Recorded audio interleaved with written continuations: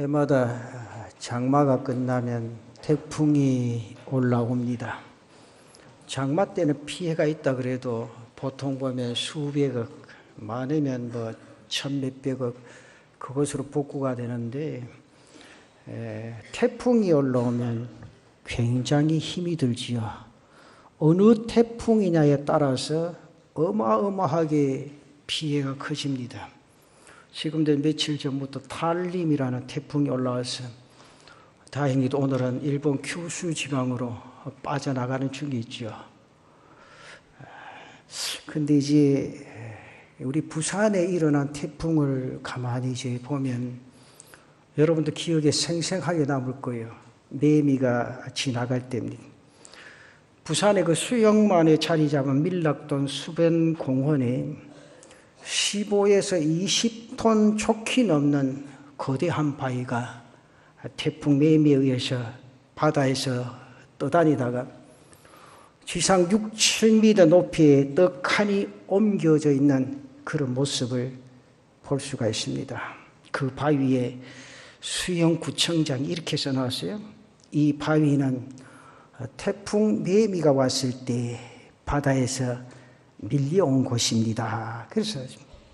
그런데 이러한 재해의 원인이 오늘날의 많은 부분에서 우리 인간에게 책임이 있다. 그거죠. 미국의 콜롬비아 대학의 지구연구소장인 제프리 sak스는 그렇게 말합니다.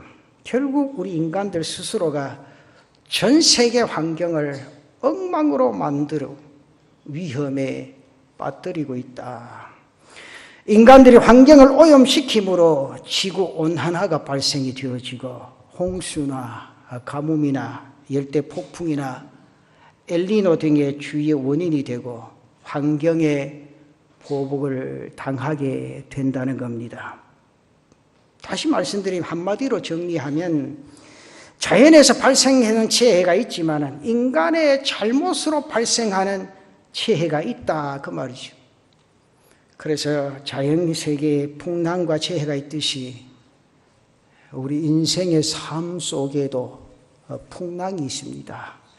우리 인생의 삶 속에도 많은 폭풍과 찾아옵니다. 때로는 자연적으로 일어나고 찾아올 때가 있습니다. 내가 잘못한 것도 없고 나는 바라지도 원하지도 않는데 어쩔 수 없이 개인적으로 공동체의 운명으로 함께 당해야 되는 경우가 있습니다.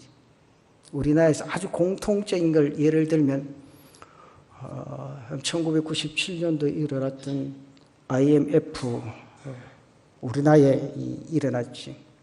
그것을 피할 수 있는 사람은 대한민국 국민이라면 피할 수 있는 사람 아무도 없었습니다.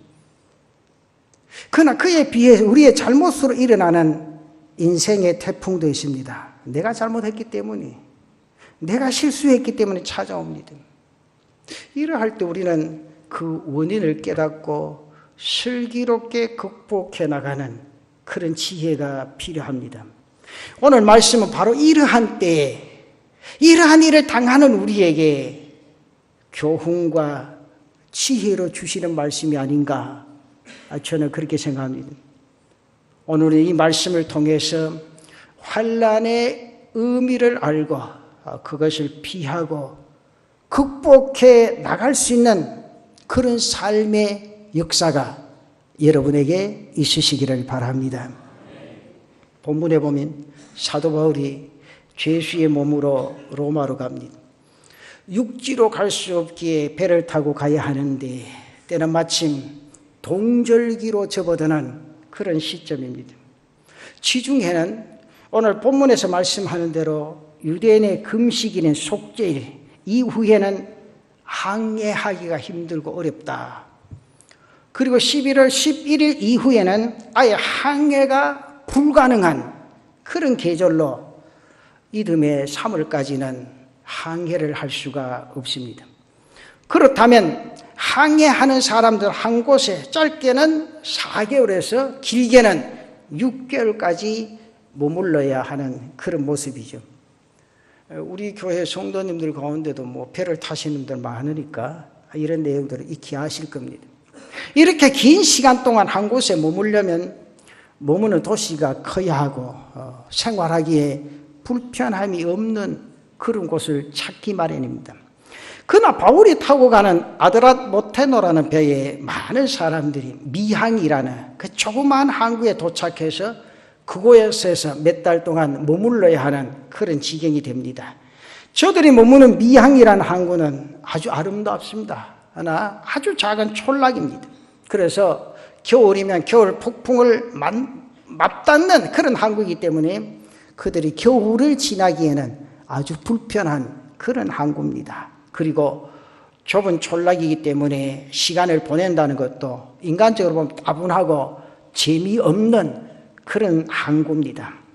겨울을 나는 동안 충분히 즐기고 놀 수 있어야 했습니다. 그래서 저들은 보다 생각하기에 겨울나기에 좋은 곳, 그리고 우리가 내려서 즐길 수 있는 곳, 항구를 생각하다가 베니스를 선택하고 거기로 가려고 합니다.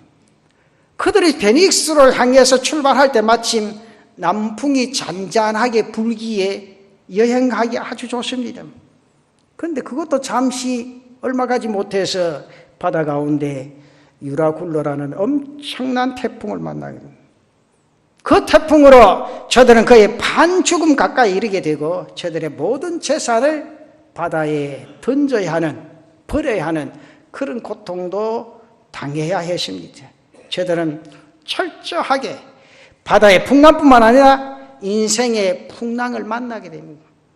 그저 자신이 가지고 있는 모든 것을 몽땅 다 잃어버리게 된 그런 시점입니다. 여기서 우리는 인생을 항해하는 사람이 풍랑을 만나는 이유를 깨닫게 되고 배울 수가 있지요. 그리고 우리가 어떻게 나아가야 할 것인가, 그런 삶의 지혜도 깨닫게 되어집니다. 이 말씀을 통해서 믿음의 상교훈을 가지고 우리의 삶을 지혜롭게 달려갈 수 있는 제단의 성도들이 되시기를 바랍니다. 오늘 몇 가지 생각해 보십시오. 그 첫째는 잘 생각해 보십시오. 우리 모두가 다 해당되는 그런 내용이지. 안락을 찾고자 하는 나 자신의 욕심, 인간의 욕심 때문에 광풍을 만나게 됩니다. 인간 안에 있는 끝없는 욕심은 인간의 삶에 눈을 멀게 합니다. 그리고 이성을 잃어버리게 합니다. 오늘 말씀을 한번 보시면 사도 바울이 항해에 대해서 경고를 하죠. 9절과 10절에 보면 그렇게 말합니다. 여러 날이 걸려 금식하는 절기가 이미 지났으므로 항해하기가 위태한지라 바울이 그들을 구원하여 말하되 여러분이여 내가 보니 이번 항해가 화물과 배만 아니라 우리 생명에도 타격과 많은 손해를 끼치리라 그렇게 말합니다. 그런데 저들이 바울의 말을 듣습니까? 도무지 듣지를 않습니다. 그 이유는 베넥스로 가서 안락함을 얻고자 하는 인간의 욕심이 내재되어 있다는 거지. 12절 말씀에 그 내용 있지 않습니까?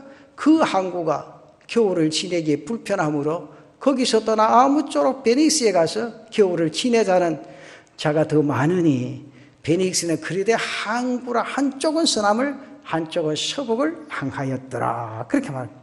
지금 저들이 정착하고 있는 항구는 미항이라는 곳입니다. 이 항구는 촌락이 작고 겨울 폭풍을 맞닿는 그런 항구이기 때문에 겨울나기에는 매우 불편한 곳입니다.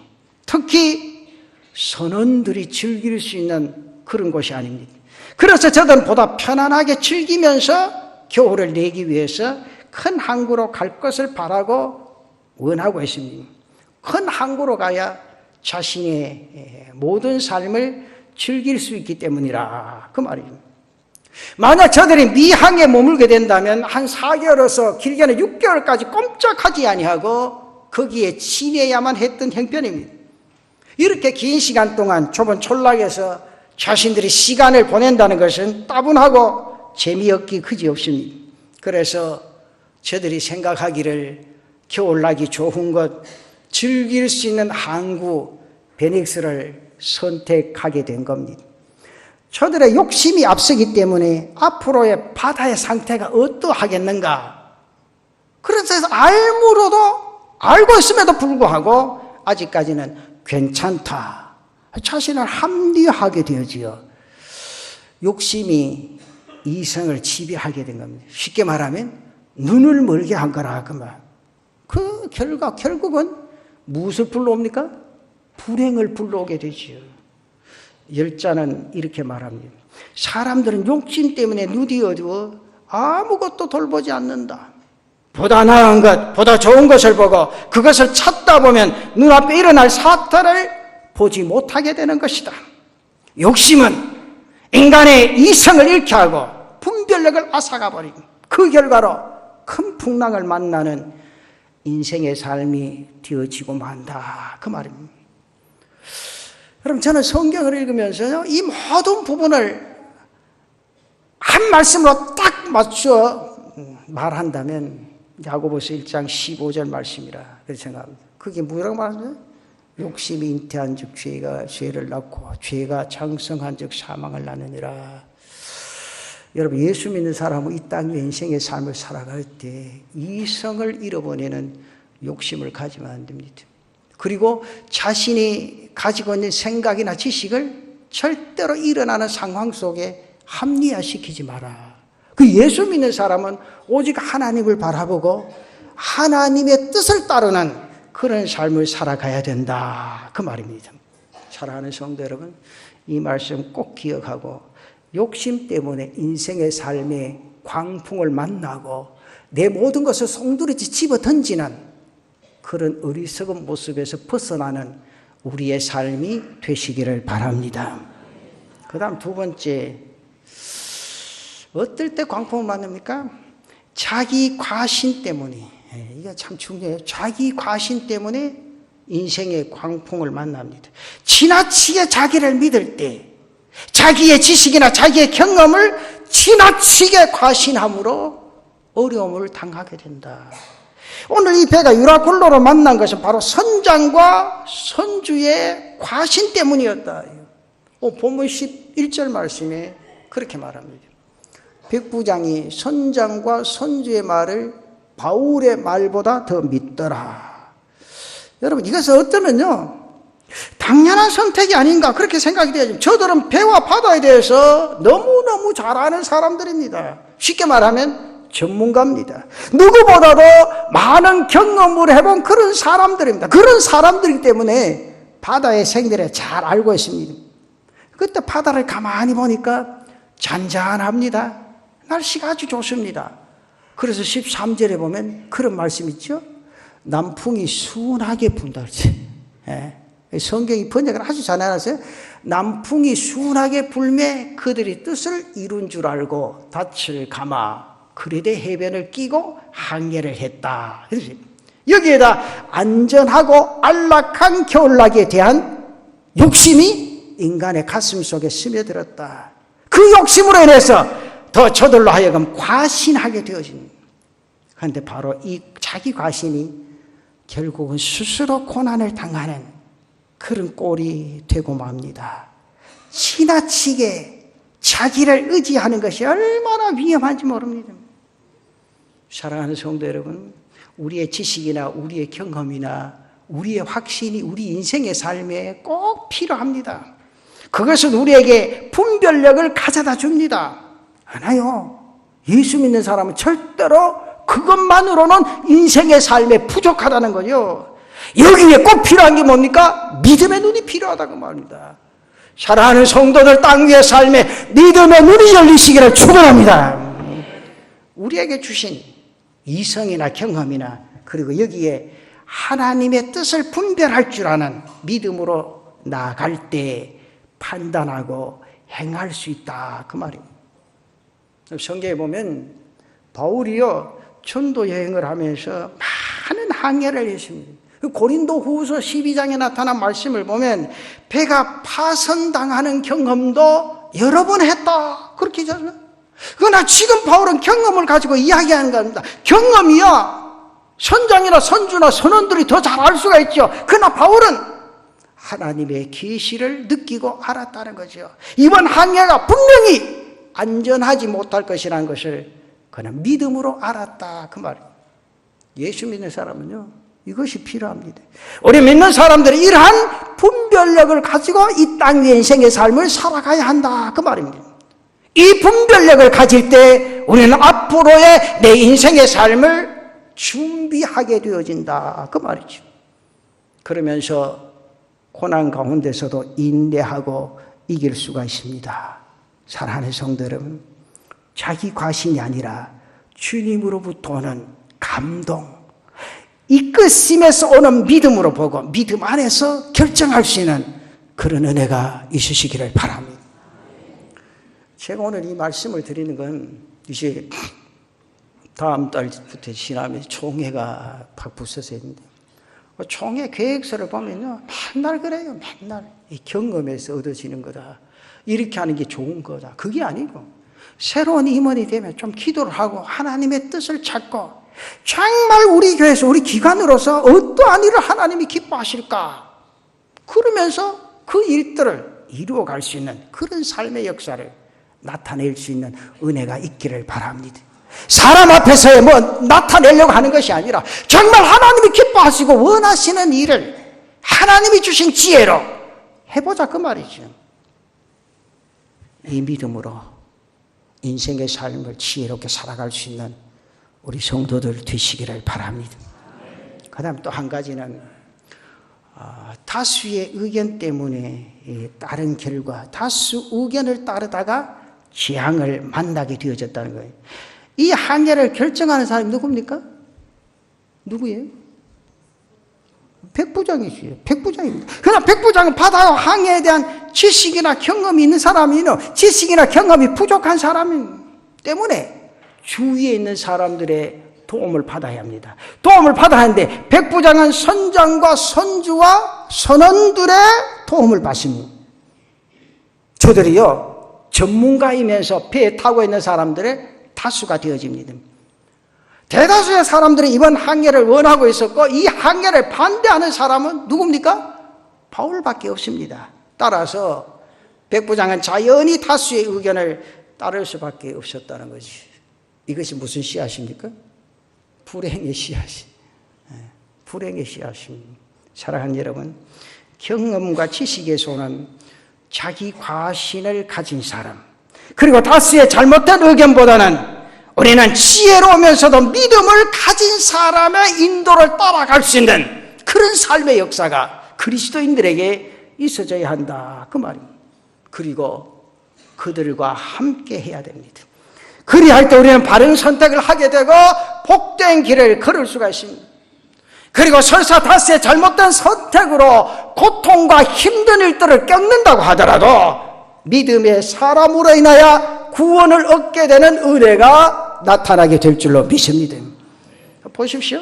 저들의 선택으로 인해서 결국 어떻게 됩니까? 항해 중에 유라굴로라는 광풍을 만나게 되고 모든 사람들이 죽을 고비를 맞습니다. 열나흘간 먹지도 못했습니다. 제대로 자지도 못합니다. 심한 고생을 합니다. 그리고 모든 재산을 다 잃어버리게 됩니다.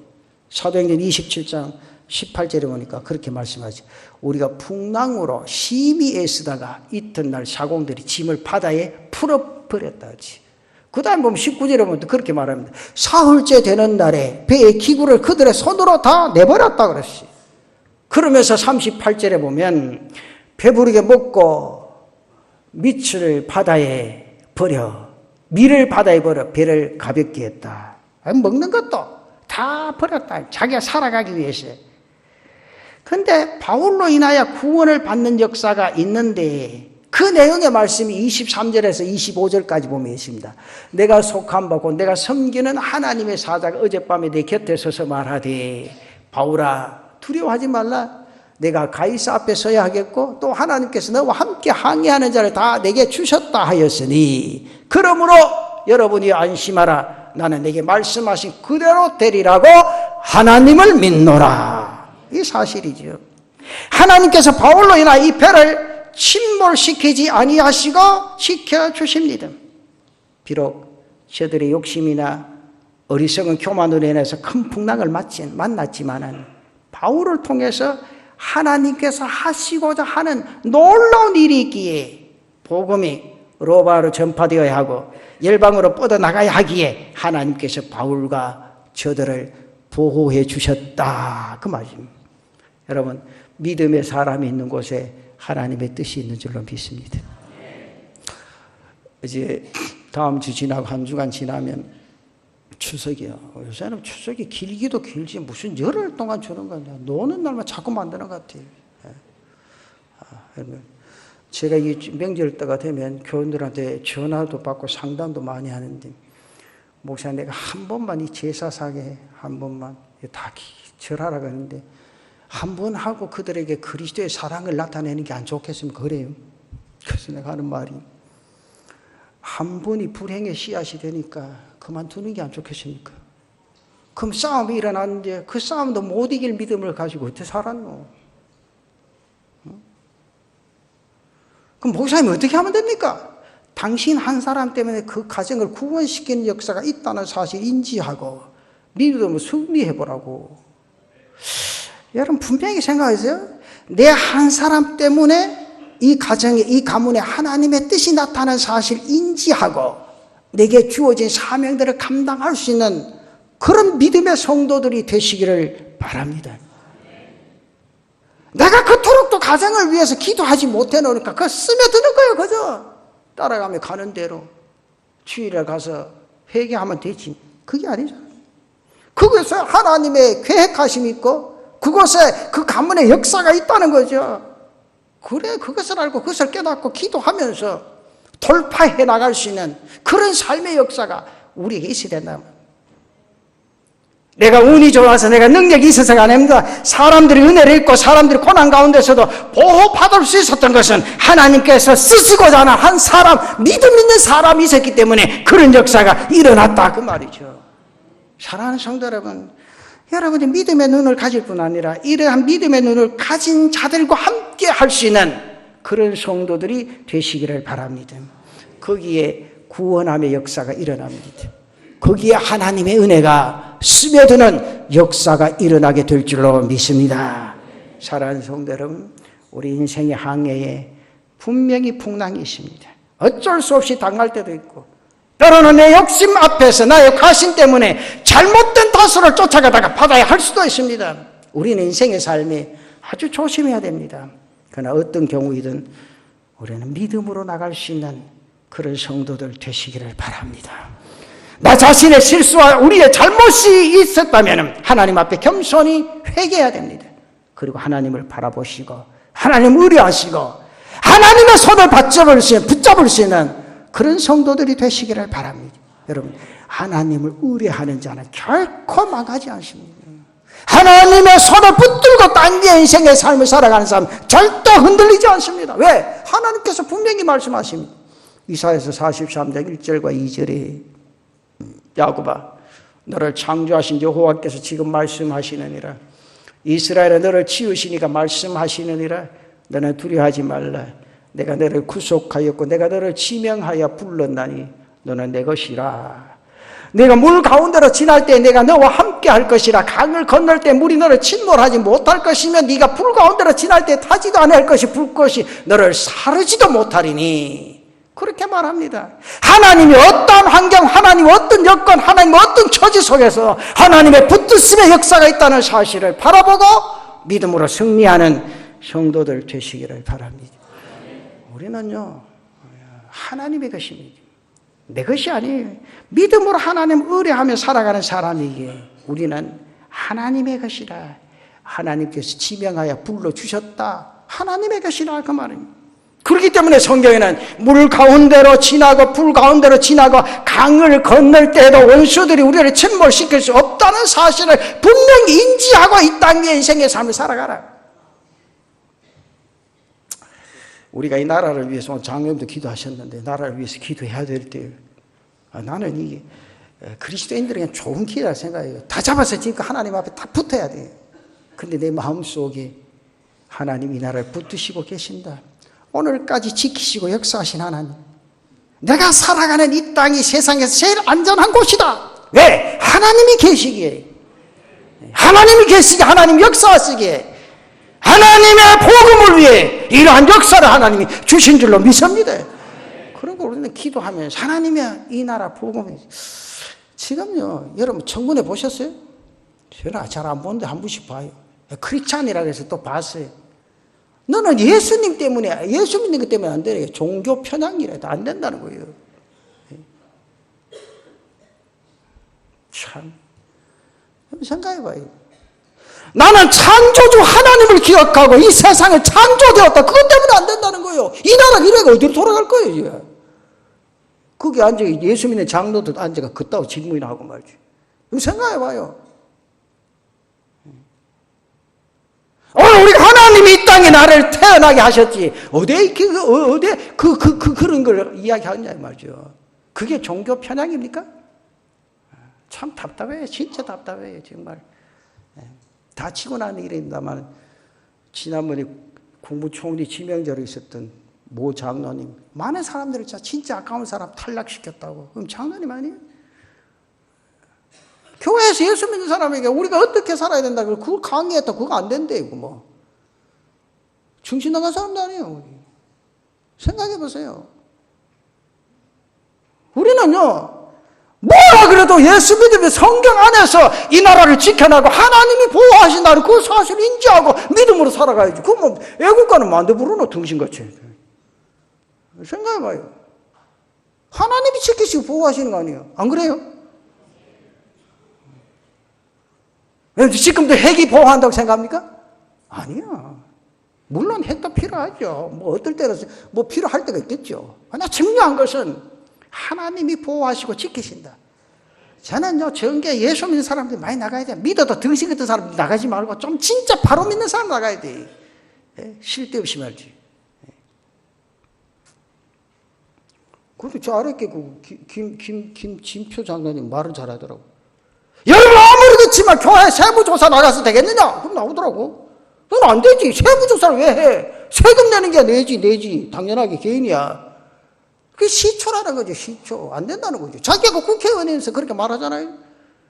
사랑하는 성도 여러분, 우리가 중요한 이때 우리는 엎드려서 기도해야 나라와 민족을 위해서. 왜? 나는 하나님의 것이요. 이 나라를 하나님이 붙잡고 적사하시는 줄로 믿습니다.